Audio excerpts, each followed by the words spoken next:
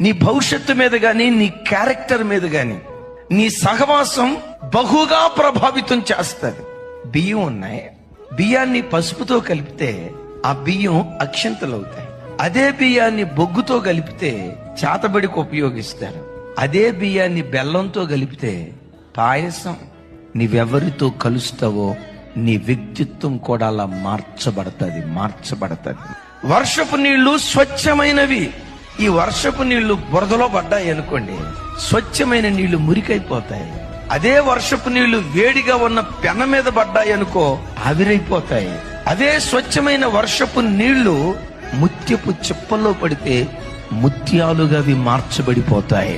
దైవజనమా, నీ ఆధ్యాత్మిక జీవితం మీద నీ స్నేహం చాలా ప్రభావితం చూపిస్తుంది అని ఎరిగి నీ స్నేహాల విషయంలో యేసు నామములో జాగ్రత్తగా ఉందువుగాక.